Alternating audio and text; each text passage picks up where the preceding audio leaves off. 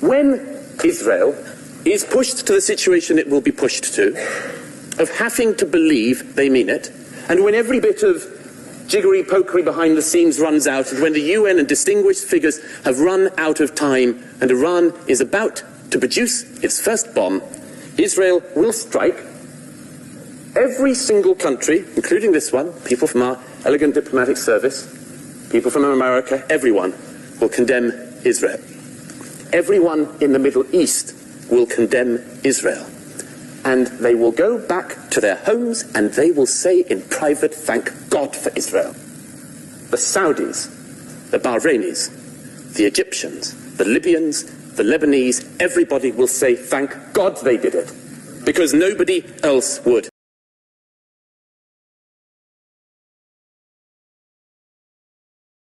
Those countries aren't openly threatening to wipe out another country. Nor is Iran. Just take a look at the statements. The statements are that they don't think, they said actually it goes back to Khomeini. The statement is that, in the course of time, Israel should no longer exist. Well, actually, I happen to agree with that too.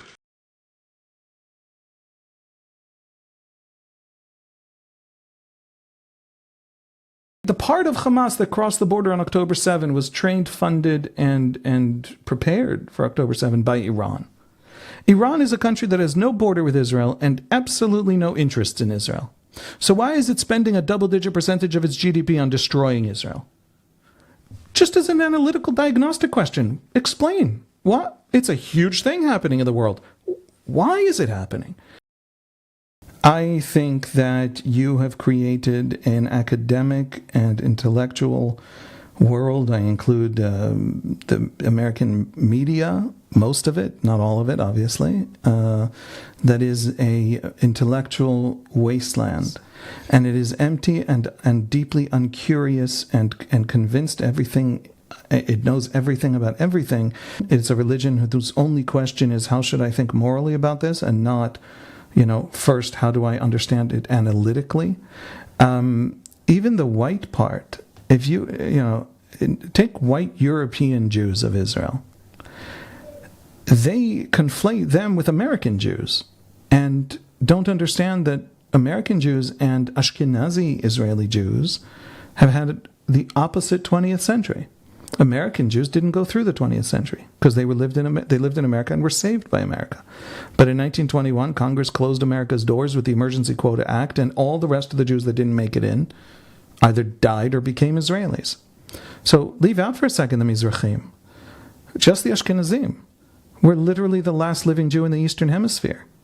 What the hell is an anti-Zionist? What's the argument? The argument is what? 7 more million Jews should be dead? We should never have survived? Say it out loud. Or is your argument that there should have been other places we could go when we were fleeing? I agree. There should have been other places. If that's anti-Zionism, is the argument that Jews should have had other options other than Zionism in the 20th century, I'm an anti-Zionist. If that's what anti-Zionism is, it's a goddamn shame that they didn't. Here's the thing. That's a complaint you can take to every human alive except the Israeli Jew. Because every human alive except the Israeli Jew didn't let the Israeli Jews go anywhere else. When America's doors were open, 95% of Jews fleeing Eastern Europe, fleeing 1,300 pogroms, 250,000 dead, fleeing decade after decade after decade of increasingly anti-Semitic laws, pushing Jews out of universities, out of professions, out of entire areas to live. Over those decades, 95% of them chose America. 3% chose other places, 2% became Zionist. It was when the doors shut to everywhere else on earth, America, Canada, Britain, Australia, Brazil, Argentina, France, who didn't pass a quota for immigration at the time. Canada's was 0, a flat 0. It's easy to remember. It's really convenient. Those are the Jews who became Israelis. So, the scale of ignorance, just profound ignorance, is shocking. And the fact is, you should be worried about this war. You should be worried about all the wars. There are thousands of dead kids in Gaza. The numbers Hamas gives are totally made up. They pull them out of whole cloth. They just completely, they don't even pretend to count. But even the best case Israeli numbers, The best case for Israel, the lowest possible death toll for Israel in this moral popularity contest, we're talking about 4,000 dead kids. In other words, there's no question that Gaza should be on the agenda. And it should be moral, and you should be skeptical, and you should come to Israel with demands. But they're amazingly uncurious people who are doing this. I come to them and I say to them, my complaint to you isn't that you're anti-Israel. I had this conversation with some New York Times people. It's that you're uncurious. Right? The part of Hamas that crossed the border on October 7 was trained, funded, and prepared for October 7 by Iran. Iran is a country that has no border with Israel and absolutely no interests in Israel. So why is it spending a double-digit percentage of its GDP on destroying Israel? Just as an analytical diagnostic question, explain. They're not curious about why Hamas would spend 17 years building those tunnels, and why Hamas isn't more worried about Gazan civilian deaths than the Israelis. And so if you, for example, take Zionism, the word Zionism, right? If it has an adjective, it's fake. And what do I mean by fake? I mean my favorite people. I mean my parents and parents-in-law and wife all believe in one version of Zionism that I consider fake. They're okay with this. We've had these debates. But if you meet someone who is a religious Zionist, or you meet someone who's a liberal Zionist, or you meet someone who's a cultural Zionist, or a socialist Zionist, or a British aristocratic Zionist, there used to be those kinds. All these different Zionisms that have an adjective are different elites attempting to interpret the actual lived social history, the lived historical experience of millions of refugees.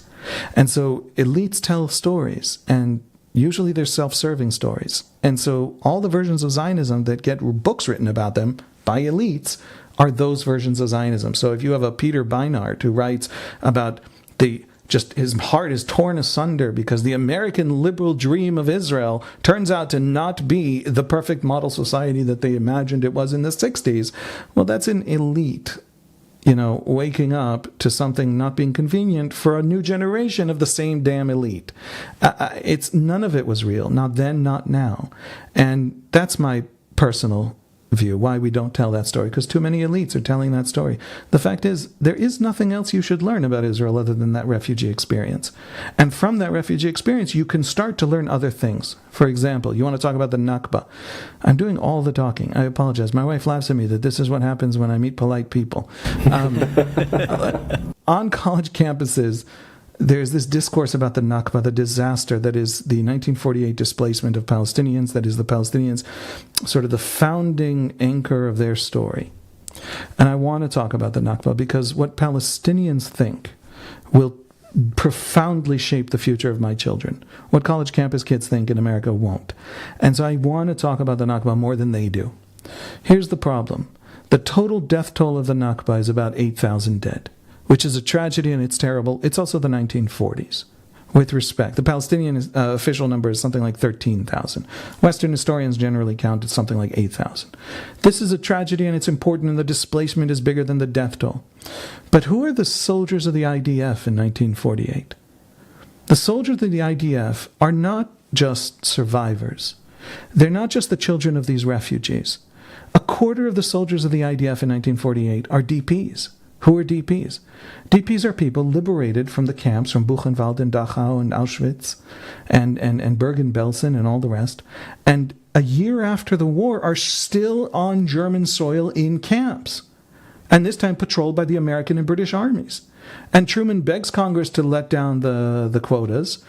There are no more 10 million East European Jews who could flood America's shores. There's this tiny, shrunken remnant suffering typhoid epidemics in the wake of the war after liberation. It's nothing. It's not even 250,000 people. And Congress won't let them in. And 40 governments come to the DP camps. It's in the framework of the International Refugee Organization in 1946.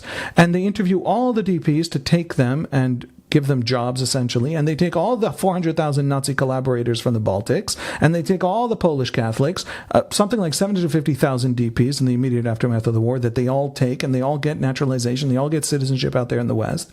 And by 1946, the end of the year, all the 250,000 DPs left, every last one is a Jew. And there's one thing those Jews know. Now that the world has seen Auschwitz, we still have nowhere to go. Those DPs are a quarter of the IDF in 1948. They don't know anything, but they know one thing. If they don't have this place, they don't have any place. Now, if we're talking about the social history of that event, I am absolutely sure my country has done things wrong. And if I were to tell you, Noam and Coleman, that your country has done things wrong, you would not fall off a chair.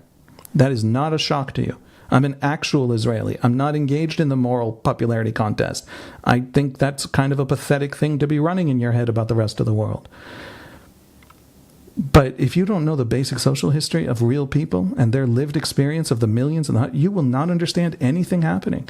There's even polls of these people, of the Israelis of 1948, about the fleeing Palestinian refugees. And these polls by the Haganah, Derek Penzlar of Harvard put me onto these polls. I didn't know about them before.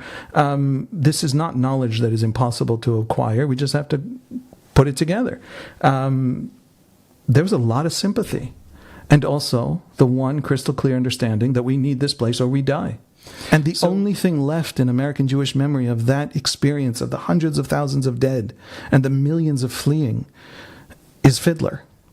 There's nothing left.